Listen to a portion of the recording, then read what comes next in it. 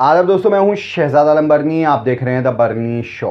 आज हम अपने शो में जो मुद्दा लेकर के आए वो मुद्दा है सुप्रीम कोर्ट के अंदर हिजाब को लेकर के जो सुनवाई चल रही है, उस सुनवाई में एक सबसे अहम सवाल उठाया है और सवाल उठाया है याचिकाकर्ताओं के वकील ने। चूंकि पिछले काफ़ी दिनों से हिजाब को लेकर के काफ़ी कंट्रोवर्सी रही। कर्नाटका के अंदर स्कूल्स में, कॉलेजेस में छात्राओं को, खासतौर से मुस्लिम छात्राओं को जो हिजाब पहन करके आती थी, उन पर रोक लगा दी गई। 2000 से ज़्यादा लड़कियों के एग्ज़ाम छूट गए। चूँकि हिजाब हटाना ज़्यादा ज़रूरी था, कॉलेज के लिए, प्रशासन के लिए एग्ज़ाम कराना उतना ज़रूरी नहीं था। प्रशासन अडिग था। अडिग होने के पीछे की वजह थी, उसके पीछे राजनीति हो रही थी। नहीं तो अगर स्कूल कमेटी चाहती तो 1 घंटे की मीटिंग में ये डिसाइड कर सकती थी कि जो भी लड़कियां हिजाब लगाना चाहती हैं या घूंघट पहनना चाहती हैं वो उस तरीके से भी आ सकती हैं, लेकिन एग्ज़ाम ज़रूर दें, पढ़ाई ना छोड़ें। एक तरफ हमारे देश के अंदर पढ़ाई के क्या हालात हैं आपको भी मालूम है, तो दूसरी तरफ उस पढ़ाई पर रोक लगाने के नए नए तरीके हैं। बहरहाल कर्नाटका का ये मामला शुरू हुआ था, स्कूल कॉलेजेस में रोक लगाई गई। उसके बाद कर्नाटका हाई कोर्ट पहुंचा। कर्नाटका हाई कोर्ट ने याचिका को खारिज कर दिया। किसी तरह का कोई रिलीफ नहीं दिया गया याचिकाकर्ताओं को। उसके बाद अब ये मामला सुप्रीम कोर्ट में पहुंचा है।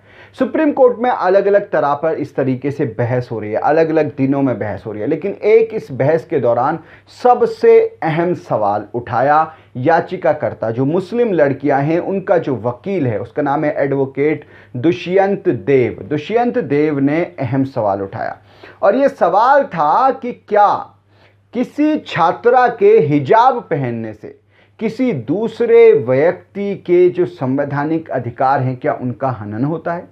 क्या किसी की शांति सुरक्षा छिन जाती है? ये सबसे अहम सवाल था। दुष्यंत देव ने कोर्ट के अंदर कहा, जब बहस हुई तो बेंच के सामने सवाल रखा कि यह सम्मानजनक है, जैसे हिंदू महिलाएं घूंघट पहनती हैं वैसे ही मुस्लिम लड़कियां भी हिजाब पहनती हैं। ये महिलाओं के लिए एक सम्मानजनक स्थिति है। जिसको लेकर के जो बेंच थी उसने ये कहा कि सम्मान की परिभाषाएं बदलती रहती हैं। चलिए मान लेते हैं सम्मान की परिभाषाएं बदलती रहती हैं, लेकिन दुष्यंत देव ने आगे कहा कि स्कूल में हिजाब पहनकर जाने से किसी अन्य व्यक्ति की सुरक्षा या शांति को कोई नुकसान नहीं होता है। अगर लड़कियां हिजाब पहनना चाहती हैं तो इससे कौन से संवैधानिक अधिकार का हनन हो रहा है? सवाल ये उठता है कि अगर मान लीजिए कोई लड़की हिजाब पहन करके आ रही है तो क्या उससे किसी दूसरे छात्र की शांति या उसकी सुरक्षा भंग होती है? मेरे ख्याल से तो नहीं होती है। क्योंकि कॉलेज के अंदर कोई पहन करके कपड़ा अगर आता है तो उससे क्या फ़र्क पड़ता है? आप पूरी चेकिंग कीजिए, आप बाकायदा उनको चेक कराइए, किसी तरह की कोई विवादित चीज़ तो नहीं है। आप उसके बाद अगर वो आना चाहती हैं तो महिलाओं से उनकी चेकिंग करा के उनको अंदर ले लीजिए। फिर कौन सी बात रह जाती है? हालांकि इसको लेकर के बेंच ने यह कहा कि ड्रेस कोड जो है वो इसलिए बनाया जाता है ताकि अमीर और गरीब के कपड़े अलग न रहें, सब एक समान हो जाएं।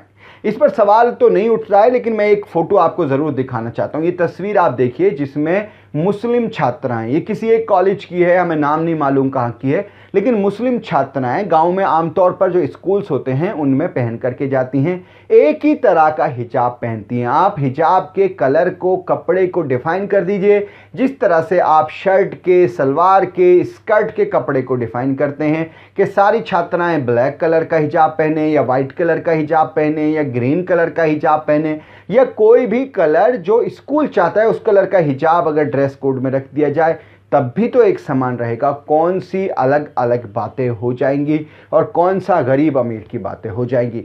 सवाल यह उठता है कि कोर्ट क्या जानबूझ करके इस मुद्दे को खींच रही है? यह एक सीधा सीधा मामला है आज़ादी का, यानी कि स्वतंत्रता का, जो हमें देश का संविधान देता है कि हमें क्या पहनना है और क्या उस अधिकार से किसी दूसरे के अधिकार का तो हनन नहीं हो रहा है। बस इस बात का हमें ख्याल रखना है।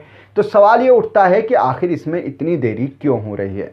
आप इस पूरे मामले को किस तरीके से देखते हैं? अपनी राय ज़रूर बताएं। वीडियो के नीचे कमेंट बॉक्स है, उस कमेंट बॉक्स में जाकर के अपनी राय हमें ज़रूर बताएं।